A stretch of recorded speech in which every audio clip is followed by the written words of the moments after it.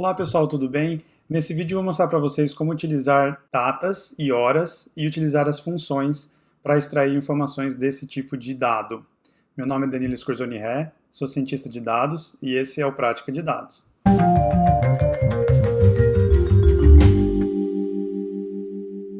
Para trabalhar com datas, a gente vai precisar de dois pacotes, o Tidyverse, que a gente já conhece, e o pacote Lubridate. Esse pacote ele tem funções específicas para trabalhar com manipulação de datas e facilita muito o trabalho. Para trabalhar com data, você precisa primeiro entrar esse dado no formato texto. E normalmente eu estou criando um objeto aqui chamado data e colocando simplesmente uma data nesse formato padrão. Ele vem 4 dígitos por ano, 2 dígitos por mês e 2 dígitos por dia. Esse é o formato mais comum de se encontrar dentro do R ou dentro de bancos de dados ou outras aplicações, porque ele é um formato meio universal.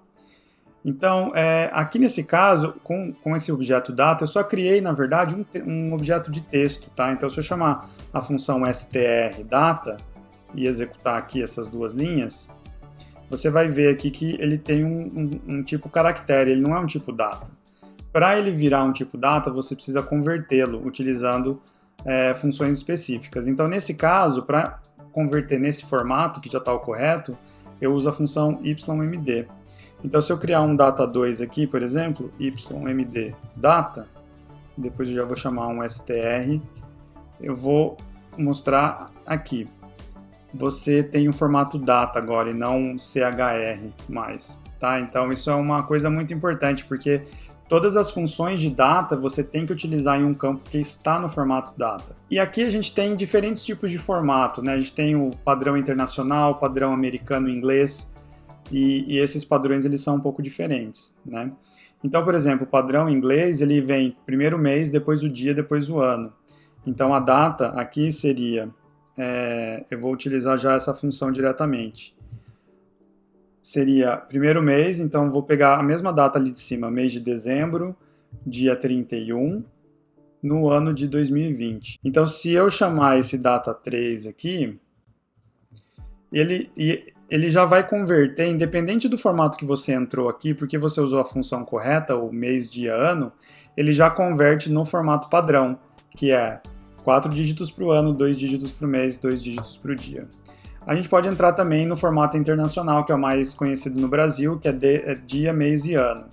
Então aqui vou chamar de data 4, utilizar a função dmy e novamente, sempre entre aspas duplas, o dia 31 de dezembro de 2020.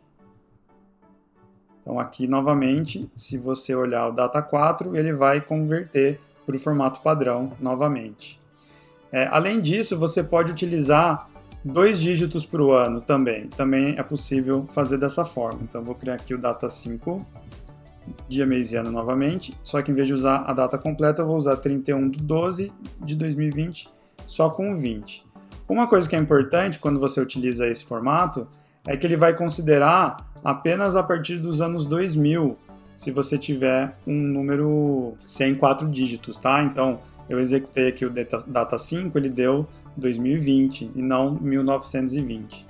Tá? Então, se você está trabalhando com uma linha do tempo mais longa, que vai desde 1900, você precisa ficar atento a isso. E também é possível entrar com dados de hora junto com a data.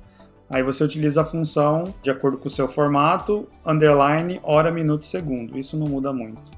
Então, nesse caso, vamos criar esse exemplo aqui. Vou usar a mesma data, então novamente 2020, 12, 31, mas aí na hora eu vou colocar as 13 horas, 10 minutos e 15 segundos. Quando eu faço isso, ele vai criar para mim um objeto datetime, que a gente chama, que ele vem a data e o tempo. Então aqui, inclusive ele vai considerar, se você não especificar qual é a zona, time zone, ele vai considerar o UTC, que é a zona padrão. Se você está trabalhando apenas com um fuso horário, isso não dá muito problema para você, né? Vai ser aquele número e etc. Mas se os seus dados vêm de diferentes partes do mundo, aí é importante considerar fuso horário. Por que é importante tudo isso? Por que é importante converter uma data num formato de data? Porque a partir disso a gente consegue utilizar funções de data para extrair informações desse conjunto todo de data.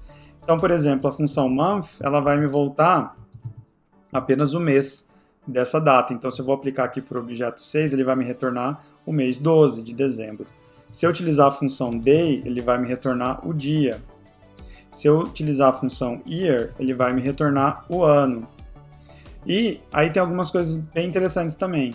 Você pode utilizar a função week, ele vai retornar qual semana do ano é aquela data. E a semana do ano ela começa no primeiro dia do ano, é a primeira semana, e aí ele vai até o fim do ano em semanas crescentes.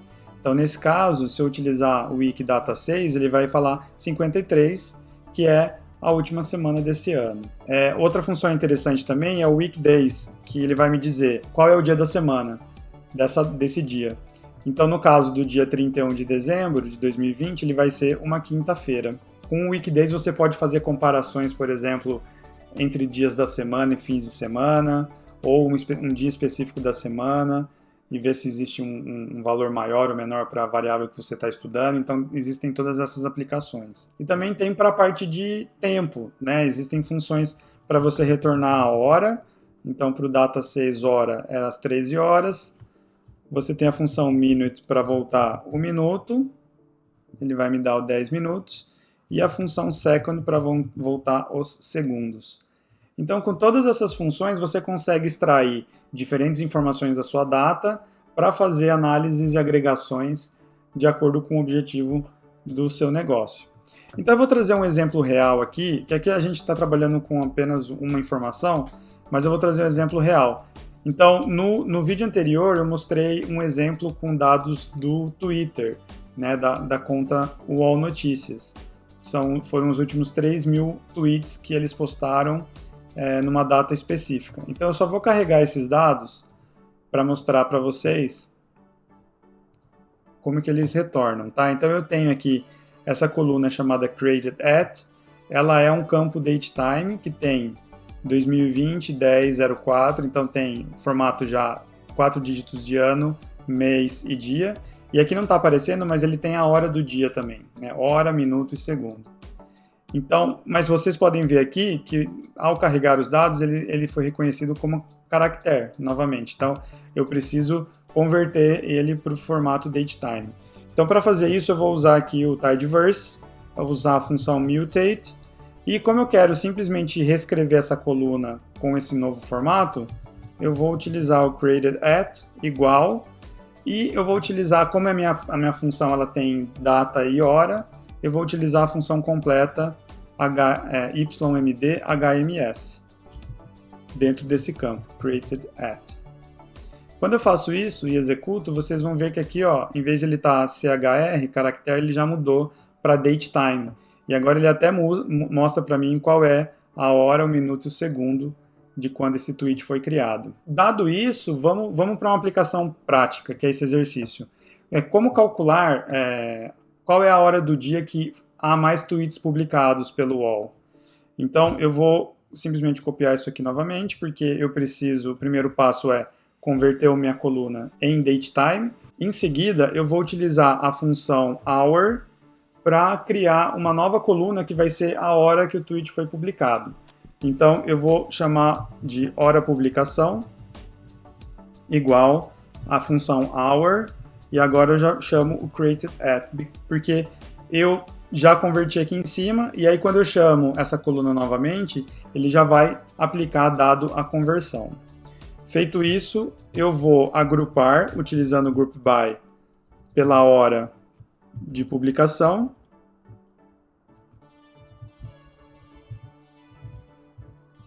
E em seguida, chamar o summarize para calcular o número de tweets, utilizando a função n. Se você não entendeu essa parte, clica aqui no card que tem um vídeo explicando como utilizar o group by e o summarize. Então, feito isso, vou executar aqui e ele vai me mostrar ao longo de todas as horas, então do 0 ao 23, quantos tweets foram publicados em cada uma das horas. Para facilitar aqui, eu só vou colocar mais um passo, que é o arrange, para ordenar a minha coluna número tweets, porque eu quero ordenar do maior para o menor.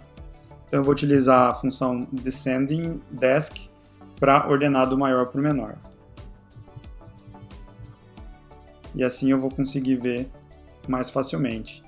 Então, a hora do dia que o UOL Notícias publica mais notícias, mais tweets, é às 10 da manhã, seguido das 3 da tarde, em segundo lugar, em terceiro lugar às 4 da tarde, depois às 7 da noite. Então, dessa forma, eu consegui converter um campo data, aplicar uma função de data e depois fazer um agrupamento de dados para extrair um insight interessante. Muito provavelmente eles fizeram um estudo e viram que às 10 da manhã eles têm um engajamento maior e é por isso que eles publicam a maior quantidade de tweets às 10 da manhã. Ou então é que haja um represamento dessas informações ao longo da manhã e que começam a ser publicadas às 10 da manhã. Também poderia ser uma outra explicação. Esse foi o vídeo sobre datas. Se você gostou, deixe o seu like. Se você é novo no canal, se inscreve para acompanhar os próximos vídeos e compartilhe com os amigos que estejam aprendendo R também. Até o próximo vídeo. Tchau!